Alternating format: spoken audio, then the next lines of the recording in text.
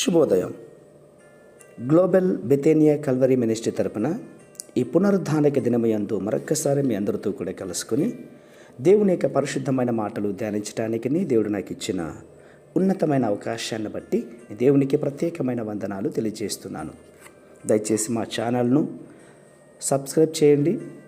అనేక మందికి ఈ వర్తమానాలు పంపించండి. ఎవరైతే రక్షణ పొందుకోలేదో, దైవ చిత్తం తెలుసుకోలేకపోతున్నారో వారందరికీ ప్రయోజనకరంగా ఉండలాగున ఈ మాటలు బలపరిచే దానికోసమై ప్రార్థనాపూర్వకంగా అనేక మందికి షేర్ చేస్తారని విశ్వసిస్తూ ఈరోజు కూడా దైవ వాక్యముల నుండి మరొక చక్కటి మాటను చదువుకుందాం. మొదటి తెస్సలోనికీయులకు రాసిన పత్రిక 4వ అధ్యాయము 3వ వచనాన్ని నేను చదువుతున్నాను. దయచేసి గమనించండి. మొదటి తెస్సలోనికీయులకు రాసిన పత్రిక 4వ అధ్యాయము 3వ వచనం.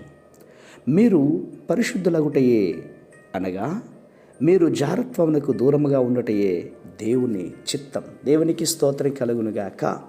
అవును ప్రియులారా, పరిశుద్ధ జీవితమునకు వ్యతిరేకంగా మనం చేసే ప్రతి పని దైవ చిత్తము కాదని గ్రహించుకోవాలి.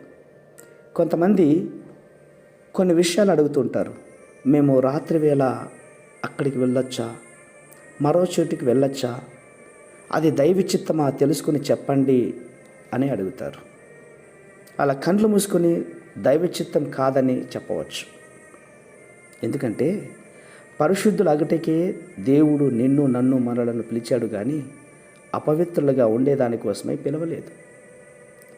ఆయన పరిశుద్ధుడిగా ఉన్నాడు కాబట్టి మనము కూడా పరిశుద్ధులుగా ఉండాలని దేవుడు ఎదురు చూస్తున్నాడు. పరిశుద్ధ అలంకారములు ధరించుకొని ప్రభువుకు నమస్కారం చేయాలని పరిశుద్ధమైన బైబిల్ మనకి హెచ్చరిస్తోంది. ఇలా ఉండగా పరిశుద్ధులకు విరోధంగా చేసే ప్రతి కార్యము దైవ చిత్తం కాదని గ్రహించుకోవాలి. ఇంకా నీతో ఉన్నతమైన కార్యాలతో మాట్లాడతాడు. నీవు భవిష్యత్ ఏంటో నీకు బయలుపరుస్తాడు. ఒకే ఒక మాట చెప్పనా, ఇప్పుడే సిద్ధపడి దైవ సన్నిధికి రా.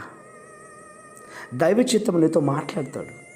నీ భవిష్యత్తు గురించి, నీ ఆత్మీయ జీవితం గురించి, నీకున్న సమస్య గురించి, నీకున్న వ్యాధి గురించి, నీకున్న అప్పుల బాధల గురించి, నీకున్న ప్రతి అవసరతను గురించి అది దైవ చిత్తమో కాదో దేవుడు బయలుపరుస్తాడు.